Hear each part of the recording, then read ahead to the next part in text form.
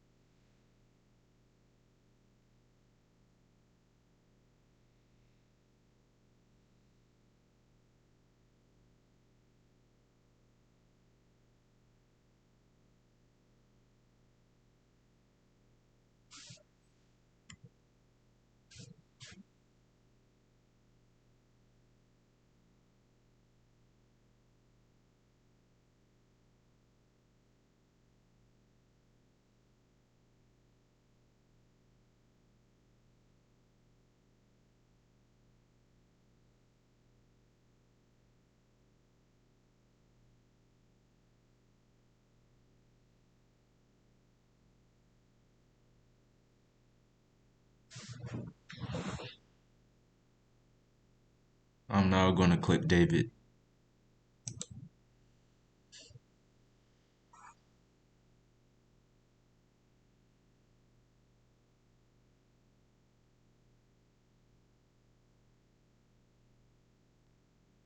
and it's an infinite loop. Now I will show the rubric requirements within my project. So I used an array in my world details and properties I use an array to create my sheep in the beginning scene, the brothers in the second scene. Here's the sheep, here's the brothers. I used it to create my armies, the Philistines versus the Israelites. And those are my arrays on my lists. I use functions throughout my program to move my army around, basically to move people around, ask questions, use variables. I used it for the random number function in my armies so they can move more realistically. I use an event listener when my mouse is clicked on David at the end. It starts the loop where the celebratory loop where they shout hooray for David after David says hoot hoot. I asked the user for information in that question where it asked if David can defeat Goliath, yes or no, and I choose yes. So David said, I think so too. If I had chosen no, David would have said, oh really? Well, my brothers think that I cannot either. I had multiple objects moving. In the first scene, it was my sheep moving. In the second scene, it was the armies. And in the third scene, it was the armies again. I had sound. I had sound, the sound loop, and it played in the begin. It only plays in the beginning for like 3 seconds. I don't think sound works really well, but I had like imported 3 different sound files, and it only plays for like 2 seconds in the beginning. I used set vehicle to attach Goliath's battle axe to his hand. Here, I attached his battle axe to Goliath, so when he moved to face David, his axe moved with him, and then I set his vehicle back to world, so he dropped it, and he fell backwards. I also used set vehicle to attach the slingshot to David's hand, so when he threw his arm back, his slingshot would move with his arm to make it seem like a swinging motion. I used math in my army and sheep movements, and I also used it along with proximity to get David to move how I wanted him to move in front of Goliath. And I also used it to move the armies around, kind of as realistically as I could get it at the moment. I used the if-else statement to create my question, where David asked the user if they think he can defeat Goliath. Here's my if-else statement.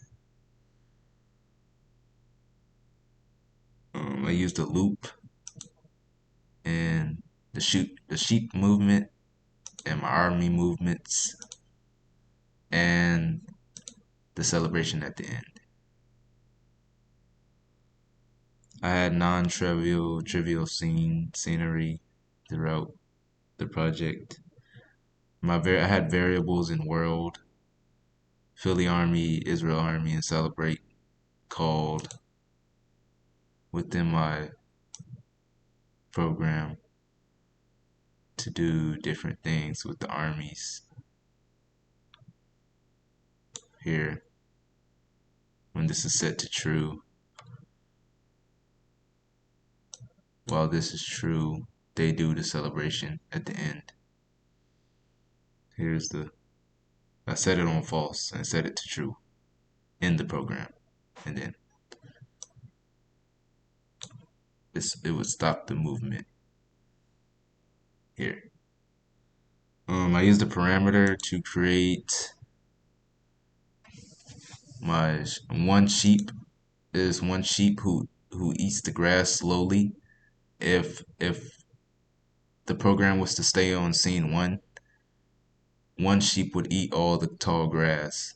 So I made the parameter for the tall grass, and the sheep would slowly move towards each piece of grass, and then it would disappear. And the parameter is, I named it sheep food, but it represents the grass in my program. These grass. I use 3 camera movements with my 3 scenes, and I use proximity to move David in front of Goliath during the battle scene. And here's my camera movements.